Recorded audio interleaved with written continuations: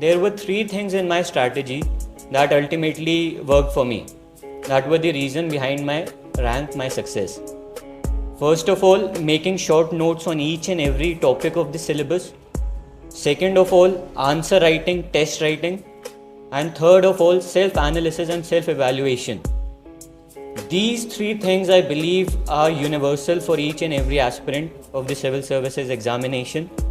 And I am not the first person who is saying these things. I am not going to be the last person who is going to say these things.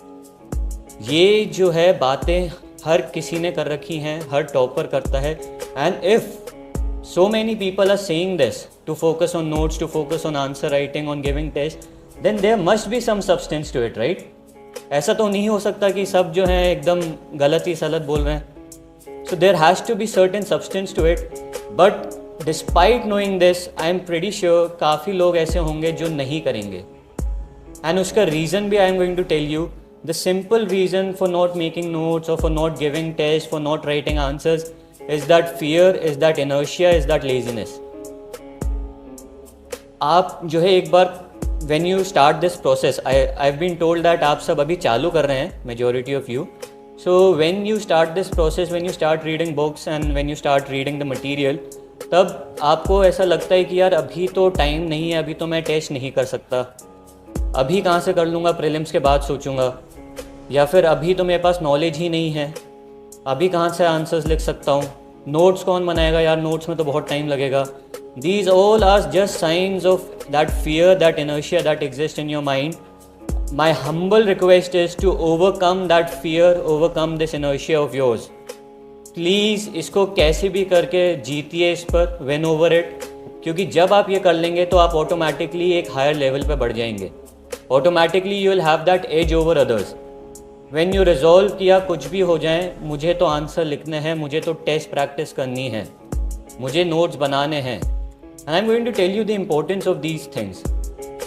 And I'm pretty sure आपको पता भी होगा, but again I'm going to highlight ताकि आप आज अगर इस session से आप में से कुछ लोग भी इस माइंडसेट से जाते हैं कि यार अब तो करना है ये चीज़, तो my work here would be done, my purpose here would be served.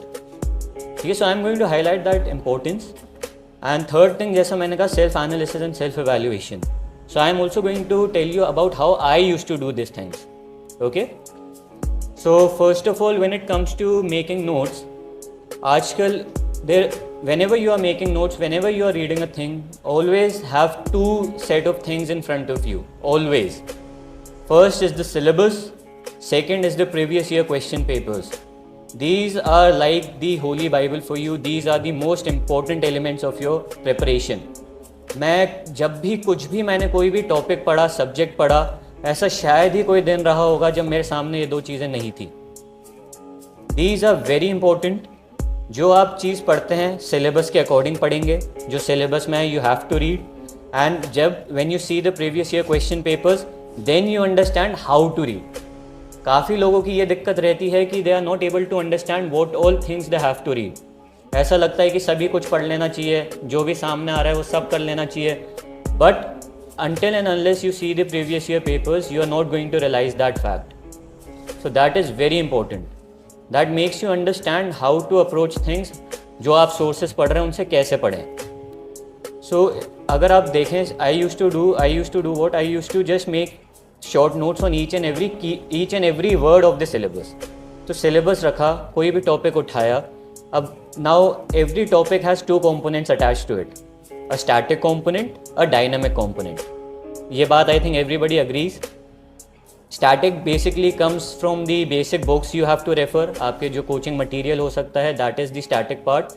और जो dynamic होता है, that is the current affairs part, which you might be reading a newspaper or any particular magazine. तो अब इसमें ये रहता है कि आपको सारे sources को एक बार जितने भी हैं, obviously you have to limit them as well, है ना, बट जितने भी sources हैं first go through them and then consolidate and prepare notes. So आजकल each and every topic आप जो हैं you are doing it from multiple sources. So that is why it is very important कि आप जो है उसको एक जगह consolidate करके एक जगह organize कर दें. It is very difficult to revise from multiple sources again and again. अगर आप आज पहली बार कोई टॉपिक पढ़ रहे हैं और जब उसको रिवाइज करने बैठे वापस उतना ही टाइम लग रहा है, तो that means somewhere you have gone wrong and that is why notes help. आपको इस एग्ज़ाम में अभी रियलाइज़ होगा in both the stages, prelims हो मेंस हो, revision is very very important and you have to revise a lot of things in a very short span of time. You will realize that eventually. So for that you have to have that content from wherever you have read in one place and that too in a short brief manner ताकि फटाफट revise हो जाए. So that is why it is very important. For example, I'll just give you an example of how I used to do things. अब मैं जैसे agriculture topic पढ़ रहा हूँ. सो एग्रीकल्चर एक ऐसा टॉपिक है जिस पे आए दिन अखबार में कोई ना कोई आर्टिकल आता रहता है ना. सो अब जैसे मुझे कुछ भी रेलेवेंट पॉइंट लगा from the current affairs section I am reading, I used to note it down in my online in Evernote. Current affairs का जो है I used to note it down in online source ताकि वो dynamic element रहता है, कभी भी change उसमें किया जा सकता है. You can do it offline as well, कोई दिक्कत नहीं. अब जब मैं उस टॉपिक को एग्रीकल्चर को I am going to read from the static source, तब मैं क्या करूँगा कि एक बार वो किताब से पढ़ा, फिर उसके बाद I am going to open this current affair note and then I am going to link both of them, static and the dynamic component, and eventually एक सिंगल नोट में सबको कंबाइन कर दूंगा जो बेस्ट पॉइंट्स मुझे लगते हैं इन 2-3 sources से. सो सपोज से इश्यूज़ हैं, मुझे लगा कि यार 2-3 इश्यूज़ जो हैं इस पर्टिकुलर बुक में अच्छे दे रखे हैं, यहाँ से नोट डाउन कर लिए. 2-3 इश्यूज़ जो हैं जो आर्टिकल आया था उसमें बहुत अच्छे थे, वहाँ से नोट डाउन कर दिए. Eventually I am combining the best out of what I have, और उसी को फिर I now no longer have to refer to these multiple sources. एक जगह अच्छे से कंसोलिडेट कर दिया, अब बस उसी को बार बार रिवाइज करूँगा. So that is very very important and that is why notes are important. और नोट्स बनाने का ना बनाने का सबसे बड़ा रीज़न सिर्फ एक ही है, आलस. आप एक बार खुद से सोचेंगे ना logically, that is going to be the only reason you have. आप खुद को कैसे भी करके कन्विंस कर दोगे कि यार ये जो है इसकी कोई ज़रूरत नहीं है नोट्स बनाने की, हम तो बुक से ही कर लेंगे, इसमें कोई ऐसा नोट्स बनाने की ज़रूरत नहीं लग रही.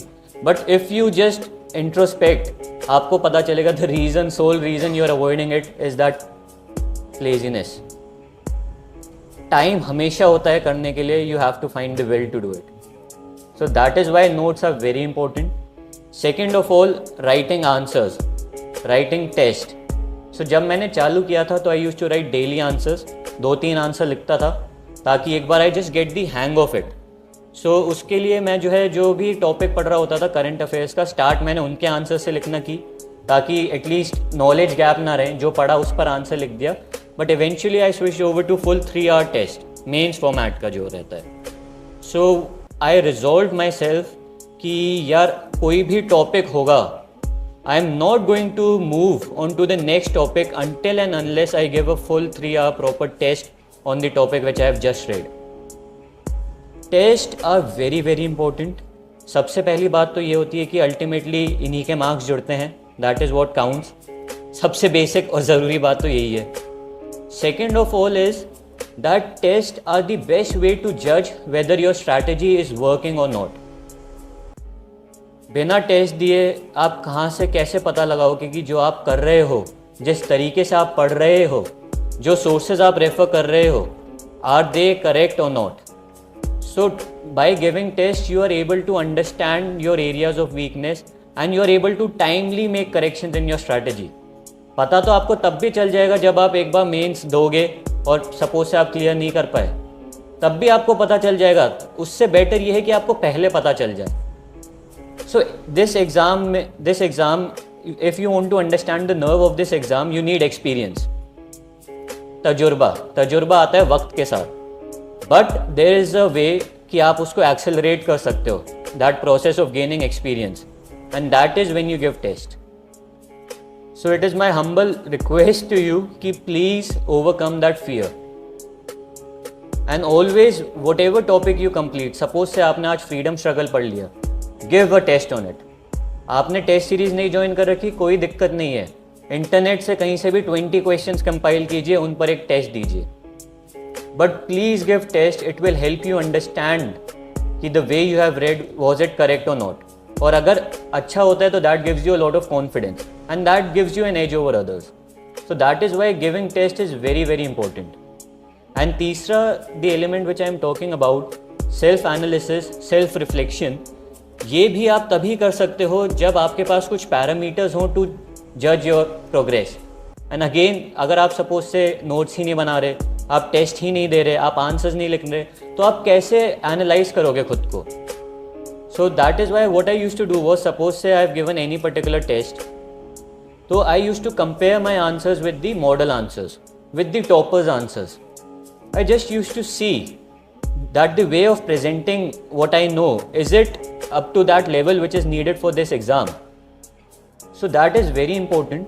So मैं एक एक component जो है जज करता था. इंट्रोडक्शन, यार इसमें कुछ बेटर तरीका था क्या जिससे मैं इंट्रोड्यूस कर सकता था? कोई ऐसा फैक्ट था जिससे मैं इंट्रोड्यूस कर सकता था जो किसी और ने किया और मुझे भी आइडियली उस लाइन पर सोचना चाहिए था? अब मैं कोई पॉइंट्स लिख रहा हूँ, I use to evaluate how much points are common, है ना, और ऐसे कौन से पॉइंट्स हैं जो मेरे यूनिक हैं, जो अच्छे हैं, और ऐसे जो मॉडल आंसर में दे रखे हैं जो मुझे भी इंक्लूड करने चाहिए थे. Again I use to see कि how to present my content, flow chart, schematic diagrams, all these things are things that did not come to my mind automatically. These are things when I saw the copies of toppers, I saw model answers, that I realized, yes, this is a better way of doing things.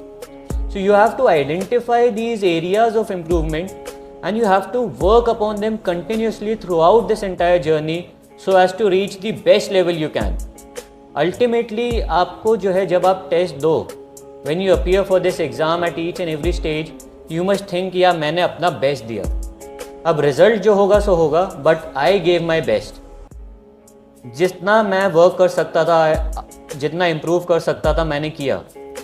Obviously हर वक्त there is a scope of improvement. मेरे अंदर भी अभी भी at this stage also काफ़ी areas हैं जो मुझे लगता है मैं इम्प्रूव कर सकता था. बट आप जब एग्ज़ाम दो, यू शुड फील कि यार मैंने अपनी पूरे, I put in my best efforts. Rest you leave to the almighty. You know, so that is why self-analysis, self-evaluation is very important. Whatever things you learn, then you make corrections to your notes as well. So ये process जो है, ये तीनों elements, these are interlinked.